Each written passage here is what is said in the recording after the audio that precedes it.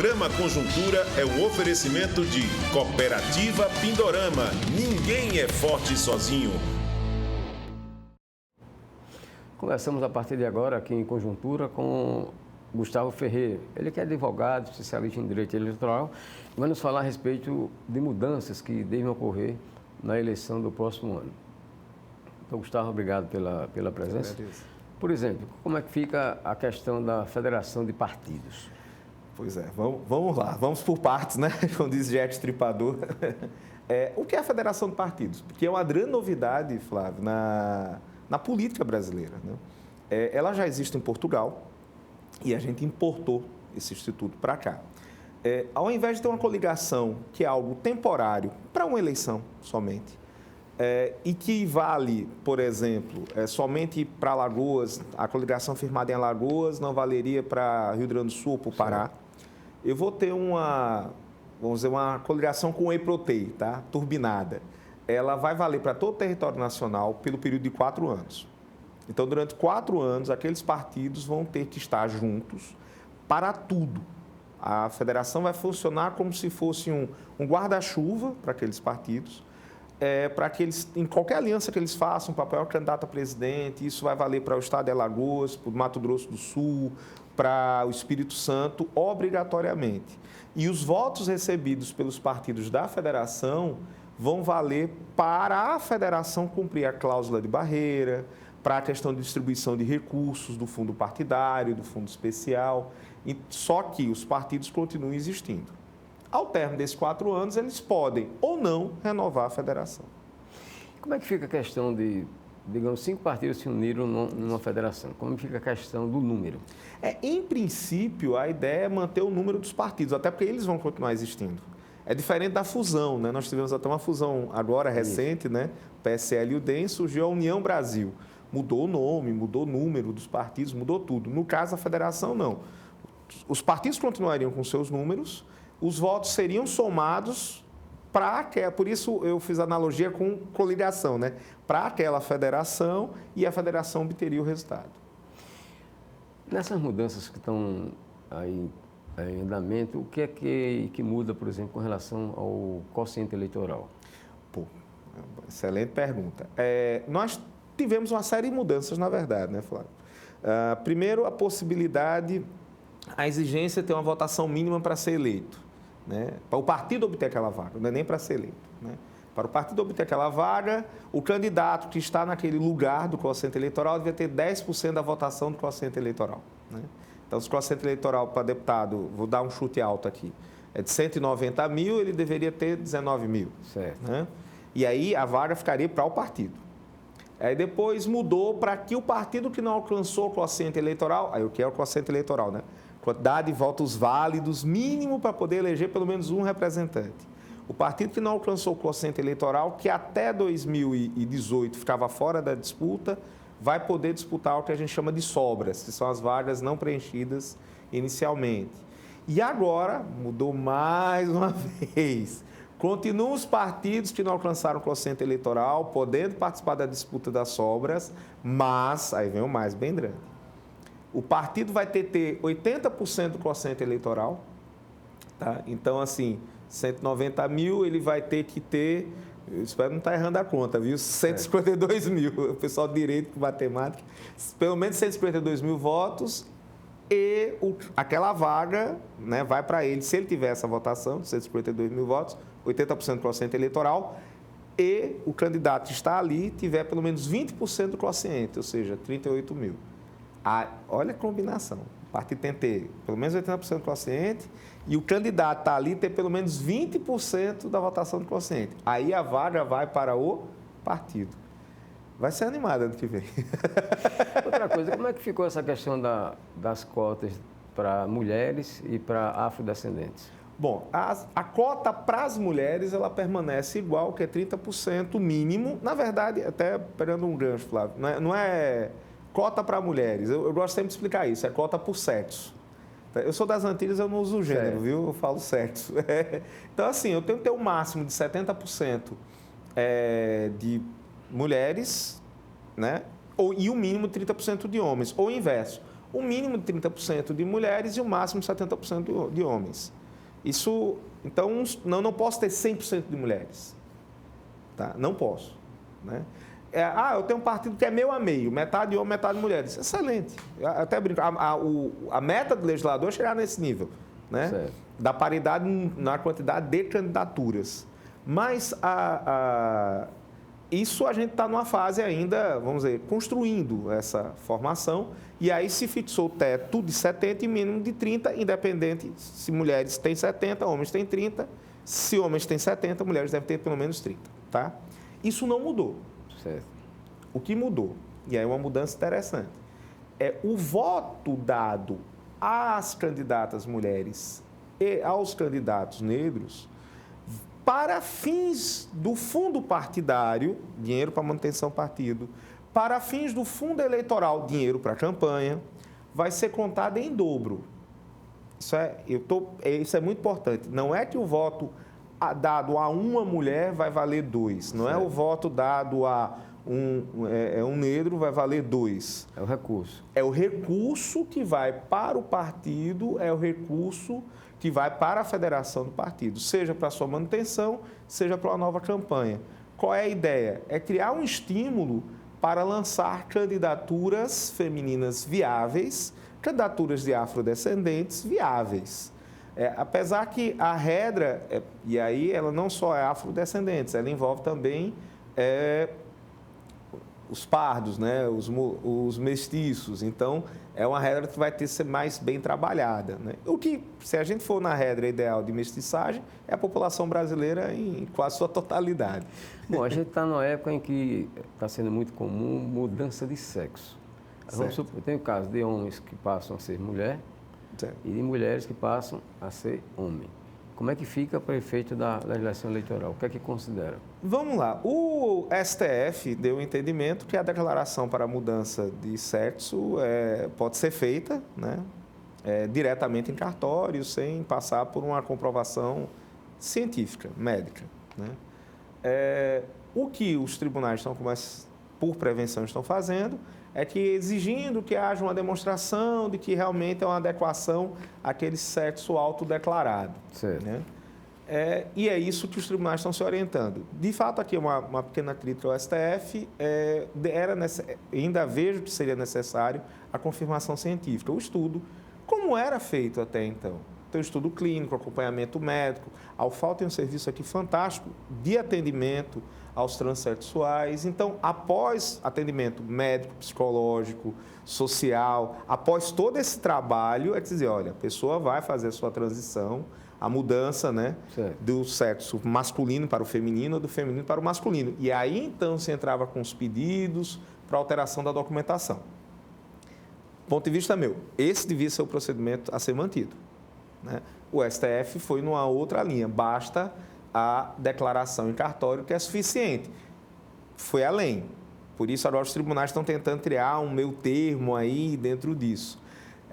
E aí, eu sempre, nesse caso, lembro da feliz menção do ministro Gilmar Ferreira Mendes nesse caso. Se eu precisar mudar o meu nome, eu tenho que entrar com ação judicial. Para fazer a mudança do sexo, basta uma declaração em cartório. Um tanto que desproporcional, com todo o respeito ao STF, sempre. Bom, como é que fica nessas mudanças, como é que fica a situação dos chamados partidos pequenos? Bom, Flávio, essa é a grande pergunta, né? Eu acredito que os partidos pequenos e de médio porte, ideológicos, eles vão formar federações. E aí vão conseguir uma sobrevida. Certo. Alguns partidos, inclusive, a gente tem acompanhado em Brasília isso, alguns partidos, e quando eu falo ideológicos, tanto à esquerda quanto à direita, né? Alguns partidos com perfis mais à esquerda ou mais à direita já começam a conversar com outros partidos que pensam de forma não igual, mas aproximada, para formar federações. Inclusive, alguns partidos até oferecendo, olha, eu cumpro a cláusula de barreira tranquilo, mas para você não ser extinto, você junto comigo e a gente... Né, qual é a vantagem? Vou ter mais candidato, vou ter... Né, vou entrar talvez em algumas áreas que eu não tenho acesso, e aí vai. Mas aquelas legendas que não têm uma postura ideológica muito definida, muito provavelmente o caminho delas seria uma extinção, né? Ou a incorporação ou até a fusão a outros partidos para tentar montar uma estrutura minimamente viável de campanha. E como é que ficou em relação às dúvidas que surgiram quanto à segurança das urnas eletrônicas? Como é que ficou a questão do voto impresso e auditável? Bom, vamos lá. O voto já é auditável, né? Eu vou dar um passinho um pouquinho atrás. Nós temos um problema geracional, né? A nossa geração, a sua, a minha, nós somos a geração do papel, documento, né? Expressão clássica, é o preto no branco, né? Isso. É o preto da tinta no branco do papel, né? Aquilo está escrito. Há uma geração hoje que ela é 100% digital, né? Temos filhos, temos netos que muitas vezes esperam no papel só na escola, né? Porque em casa é completamente digitalizada a forma de ver. Para essa geração, você falar que não tem como aferir a urna eletrônica, ele olha e diz, como não? Tem sim. Para a nossa, que está acostumado com papel, a gente diz, não, mas para conferir eu tenho que contar, tem que estar lá. Só que na verdade, uma forma de ver geracional diferente. Porque eu tenho como fazer auditoria assim da urna. Aliás, as urnas são auditadas. Há uma verificação de urna. De cada 10 denúncias de fraude de urna, eu ouso exagerar, 11 foram comprovados que não existem. A fraude que tem na eleição, e tem fraude na eleição, e a Justiça Eleitoral combate, o Ministério Público Eleitoral combate, a Polícia Federal combate, dentro do que pode, e aí já é uma coisa que eu sempre discuti, devia ser dado mais recursos a esses órgãos humanos, não só recursos para falar dinheiro, mas humanos e material técnicos para poder fazer esse combate, na vontade do eleitor, a compra de voto, o abuso de poder político, o abuso de poder econômico. E a fraude é essa, mas na urna não há demonstração nenhuma. Inclusive, a urna tanto é auditável que a cada eleição ela é melhorada, o programa é alterado, vai trazendo novidades. O voto impresso seria, na verdade, um passo atrás. A gente acabar com o WhatsApp. Passar um dia como passamos segunda agora. É verdade. Um dia sem rede social. Então, é um passo atrás. Você tem como fazer essa aferição e ela é feita. Agora, de toda forma, e aí um elogio ao presidente do TSE, o ministro Barroso, e nele toda a Justiça Eleitoral, através dele. O TSE está abrindo mais ainda, está divulgando, e ele bateu num ponto muito sensível. Ele disse, olha, a gente sempre fez isso, o problema é que a imensa maioria dos partidos não acompanhava. Então, agora ele está fazendo uma convocação direta, inclusive, aos presidentes dos partidos. Mande seu pessoal de tecnologia, vem aqui, acompanhe. As universidades brasileiras sempre acompanharam, o Exército Brasileiro sempre fez um acompanhamento. Então, assim, instituições sérias, instituições respeitáveis estão fazendo esse acompanhamento. Além do mais, a gente tem um corpo na Justiça Eleitoral extremamente profissionalizado, extremamente técnico. E Flávio, você sabe, fraude não existe de uma pessoa. Dois. E se dois sabem, o resto do mundo vai saber, né? Segredo dois não existe, né? Então, Gustavo, com relação a essa questão da urna eletrônica, um questionamento que se faz, aquelas pessoas que contestam, não tem dúvida sobre a urna eletrônica, sobre como é que chama? Confiabilidade, segurança da urna eletrônica, é que o Brasil, dizem sempre isso, é um dos poucos países que usa esse sistema de urna eletrônica. É um argumento um tanto que falacioso, né? Vamos lá. Existem outros países que usam urna eletrônica, inclusive a urna eletrônica nossa brasileira é recomendada pela ONU, né? Ela faz essa recomendação como uma urna segura. Alguns condados dos Estados Unidos usam a urna brasileira, outros condados, que é o equivalente a município, usam urnas desenvolvidas no próprio Estados Unidos.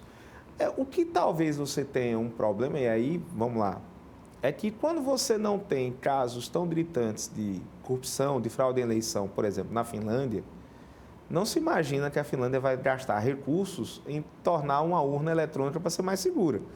Como a gente tem um histórico, e Flávio, você do meu político sabe, as histórias antigas de urna sumir, urna ser jogada dentro de rio. É muita história. É muito história. O sujeito votou, nem na urna dele apareceu o voto dele. Minha mãe não votar em mim, minha mulher não votar em mim, mas eu votei em mim, né? Aquela coisa de urna sumir e de sumir votos. Então, a gente teve que desenvolver um sistema que é efetivamente seguro.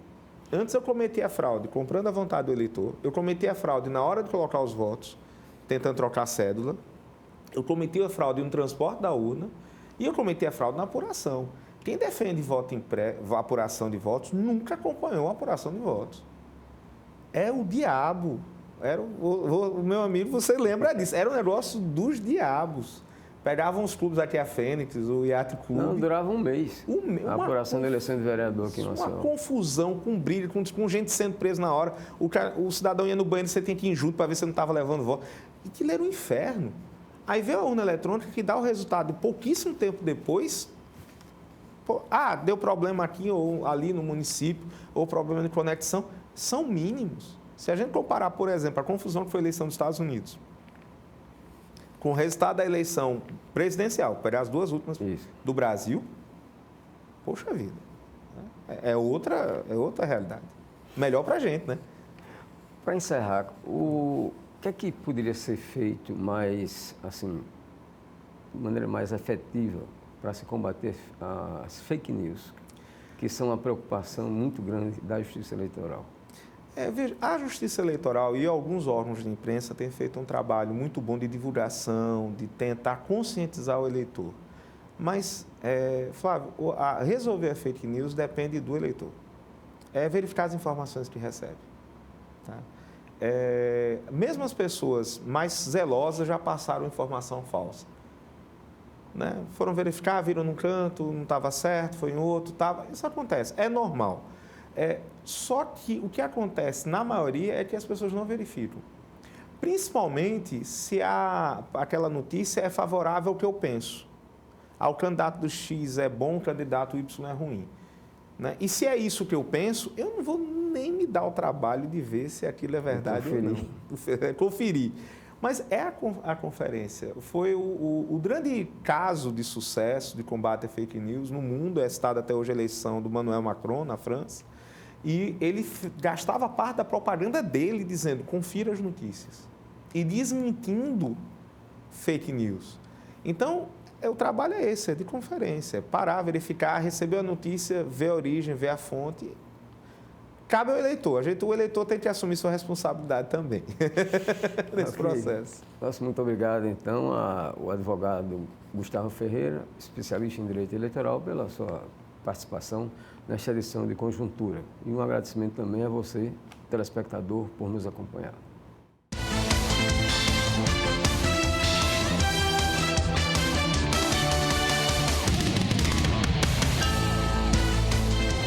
O programa Conjuntura é um oferecimento de Cooperativa Pindorama. Ninguém é forte sozinho.